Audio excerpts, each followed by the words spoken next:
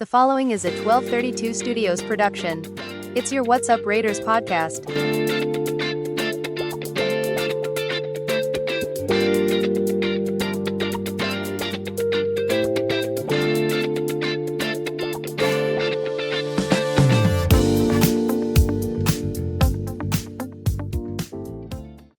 Hey, Raider fans, it's Gail Dwayne at the What's Up Raider podcast.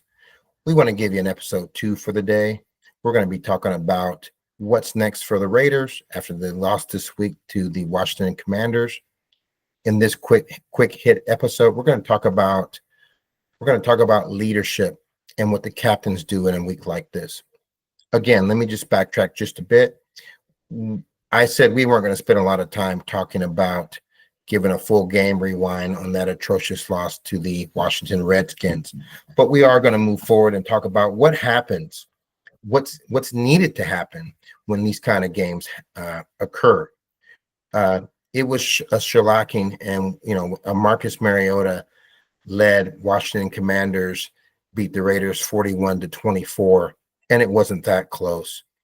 Like I said previously, I've got a 50-year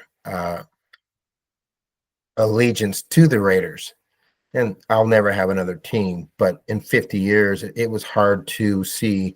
For me to think of another game where I felt like the actual gut-wrenching kick in the chest that I watched this past week. It was just a poor performance on all levels. Special teams, defense, offense. It was just bad everywhere. So what needs to happen next? Let's get into that right away. So we talked about in episode 1 today, just, the accountabilities everywhere and where the Raiders need to change. But let's talk about the leaders, and the face of the franchise is going to be Maxx Crosby, of course, defensively, and he's the face of the franchise. And offensively, we've got the quarterback and Geno Smith, and these two guys are like your natural leaders. There's probably a couple of other guys sprinkled in that do their share, but we know these two guys are where it's at. So typically in these sorts of losses, these ugly one-sided losses, I don't think the Raiders did this on purpose. I think there's a few quality control things going on. I think that the practices aren't quite given a realistic look. And honestly, we have to question the effort. And it's natural to give a question, but let's hope we get the answer that we want to get, not the one we don't want to get. So, we want to know that our team went on the field Sunday and gave their best effort. But, in these sorts of losses, it's important that Max and Geno get the guys together on their own. They may or may not let the coaches know, but typically when a team loses like this, it's time for a closed-door meeting, no coaches allowed.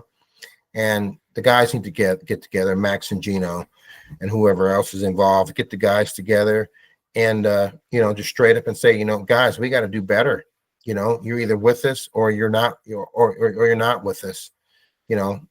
This early season, it's just game 3 out of 17. And, football's a team sport, and it's probably the best team sport in the world, in my opinion. And here they are. You got 11 guys on the field at a time. And it's just good to know that your brothers are behind you and that everybody's going to go in the same direction. And, they typically have some sort of, if you're not with us, then turning your equipment now or let us know. And it's kind of a, shit or get off the pot moment. But it does come down to business where, these guys are professionals. This is what they do for a living. And it shouldn't be just about the money. And we can see guys that sell out, and I never want to accuse anybody of quitting, but these sorts of behind the scenes meetings can be tumultuous. They can be they're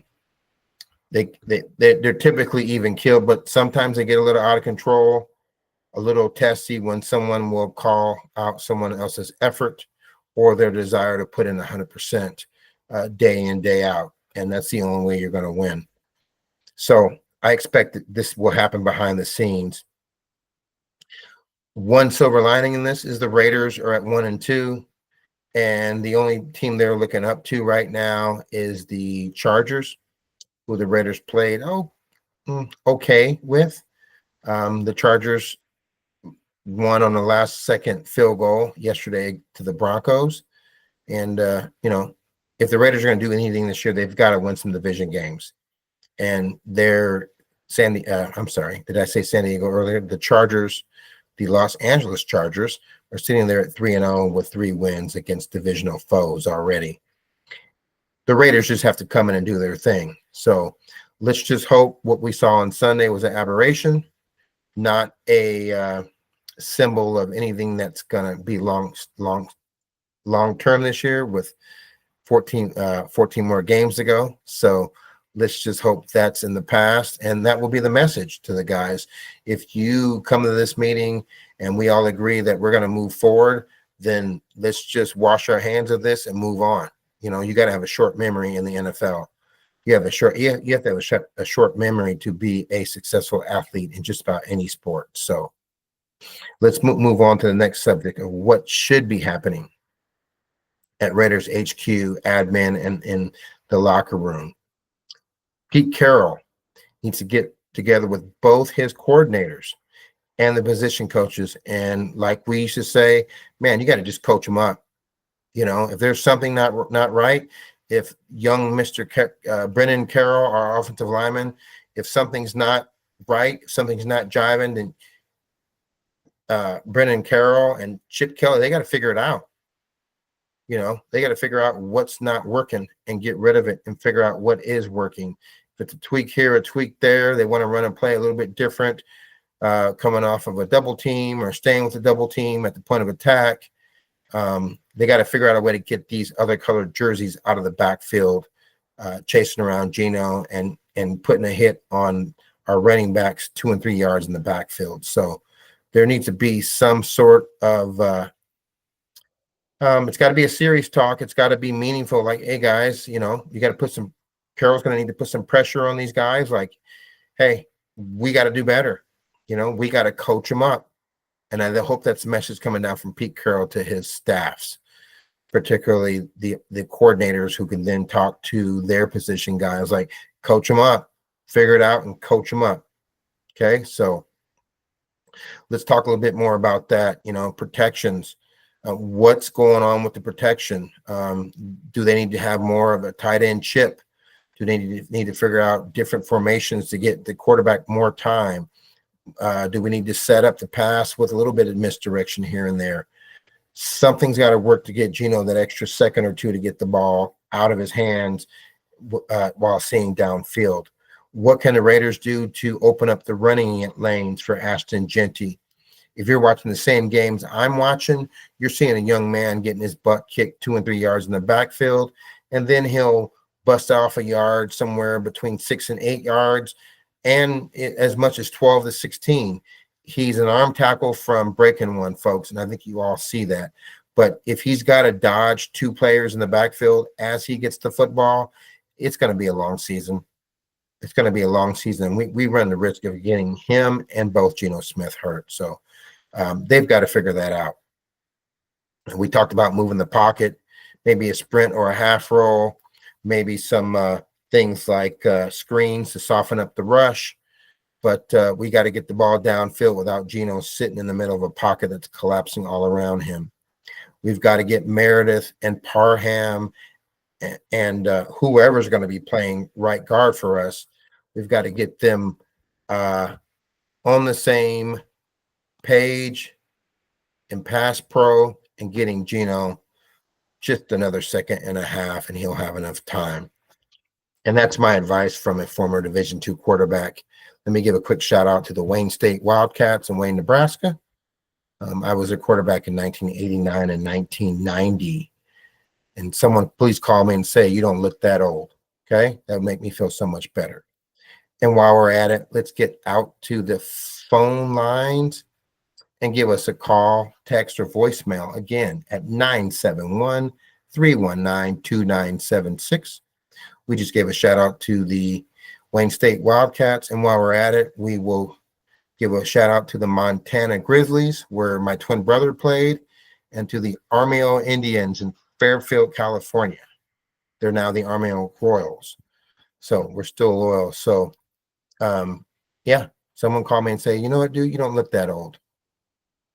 Let's keep moving. But yeah, Pete Carroll and staff, coach them up, man. Get these guys going. They are professionals, but they need to be coached up. Figure out what's going on in the everyday drills, figure out what's going on in the team and the skeleton practice portions of practice. What can be tweaked? What is it that that's not translating to game day? Okay. So let's move on. Do the Raiders need a quality control coach? Well, I hope they have one. And it sounds like Brennan Carroll may be part of that quality control. He's the running game coordinator and the offensive line coach. So I'm sure him and Chip Kelly together have watched plenty of film, but it's getting to the point now where let's make some solutions, guys. Let's get the guys ready to play on Sunday. You practice just how you play, or you'll play just how you practice. Either way you want to say that, but they got to figure out how to make practice translate to Sundays, because it didn't translate this past Sunday. In addition to that, let's talk about the owner, the spy tech. Let's talk about the administration, the ownership, and Pete Carroll. Let's dive in deep without blame shifting. Let's talk about why they should be talking about why they're failing and what's actionable with the 14 games that are left. You know, we were all told that Spy Tech was this boy wonder and Brady's coming in, the greatest quarterback of all time. And it did make me think this could be a 10-win team. And I still think we can make a run for the playoffs. We're only 3 weeks in, but there needs to be some sort of meeting of the minds per se. So the admin and the administrators, owners, and head coach have to figure out what's going on. You know, what's going on with the protection report? What types of concepts do we need to get rid of? What things are working? What things aren't working? Maybe a trimmed up call sheet needs to be in place to kind of hide the weaknesses. You guys can kind of see that we looked bad against the Chargers, and then we looked worse against the Commanders. It's just a matter of being scouted on film, guys, especially when your best weapon, Brock Bowers, is injured. Again, make a decision, Raiders. He either plays at 100% or he doesn't play. That's my opinion. If he's not right, let him sit. And, you got to think about, we let him play these last 2 weeks in garbage games that could have been detrimental, even more detrimental to him. Or we could have let him rest these 2 weeks and he'd be 100% perhaps this upcoming week. So I hope you guys make a decision with that. The other thing that I think needs to be made is JPJ. Where's he going to play? Is he going to be right guard, or is it time to move him to center? I think I heard that Meredith was better at acknowledging the fronts and what the defense was showing, and a better communicator. But again, him and Dylan Parham are on roller skates. And if something isn't done, I don't see those two really being on the Raiders next year. It's got to be better. Let's talk about practice plans. Are practice plans really giving a good look? Are they giving an accurate look to the players as to what they're going to not only see on Sundays, but are they going to be prepared? We didn't even look like we were prepared from the first drive on. It was all Washington. And again, I got tired of seeing those jerseys all over our guys. Special teams is just mobbing our kick returners and our punt returners. Ashton Jeanty in the backfield, 2 to 3 guys waiting for him in those ugly uniforms. So it was, I can say all that I want, but a loss is a loss. So, it is what it is. So let's keep moving on. Again, give me your opinion on the call line. That's going to be 971-319-2976. Drop your fixes for the Raiders. What do you think needs to happen? Best ones get a shout out on the next episode. And again, we are looking for regular contributors to come to the show weekly, probably twice weekly, to add some spice to the show. So give us your best take. And then I'm going to finish this quick hit episode like this. We were told that, and I touched on this a little bit earlier. We were told that Spytek and Brady had the expertise and the professionalism to move us out of those silver and black doldrums that we had for decades, just making poor decisions, personnel wise, on and off the field, actually. And then we were all super happy that we're going to get the mad scientist and Chip Kelly. I still think they have it, but they need to put it together. Excuse me. I heard today that Pete Carroll was saying they just needed more time. Well, you got more time, fortunately, because that's just how time rolls. These games are 7 days apart on average. But in my opinion, these guys are professionals. They've been there, done that. And, it should be a directive from Mark Davis, like, fix this shit. And I'm only talking like this because it was bad. It was bad. And you Raider fans, we Raider fans, we deserve it. We deserve better. Raider Nation deserves better. And honestly, the players that showed up this Sunday, they know they deserve better for each other. So we perhaps in Raider Nation got psyched out thinking like, hey, we've got these wonder kids running the show now. And, we were all enamored out there to go win 10 games and make the playoffs. Well, after the gut punch and the kick between the legs this past Sunday, I think a lot of us are reevaluating that. And, and people are evaluating, is Jeanty a bust? And is Geno Smith just the same old Geno, as I was told by my Charger-loving brother-in-law? So, I had to just say, like, man, anybody's going to throw terrible when they don't have any protection. So I think we were set up thinking we were in good hands. Again, in my opinion, there's some disjointed progress going on here. And they've got to fix it. If it's moving players around, if it's streamlining the offense, if it's making plays that work. We look bad against cover 2. In cover 3, we just look like everything's bottled up front. But cover 2, we're throwing balls in the flats. We're just throwing the balls to people that are covered. So, we just need to get more protection. So with protection, everything else will come. With our protection, the full call sheet is just a bunch of garbage. So let's get with the Raiders. Let's get behind them. Let's stay behind them, Raider Nation. And let's just, they're probably going to take Monday, Tuesday off this week. Let's see how the week starts to evolve. And let's see what the news is tomorrow coming out of HQ. That these Raiders are going to be dedicated. And I'd like to hear that, this hypothetical meeting that I said needs to happen, let's hope it did happen. And let's hope a guy like Max Crosby put his foot down and be like, hey guys, we're not going out like this. That's the least of their worries.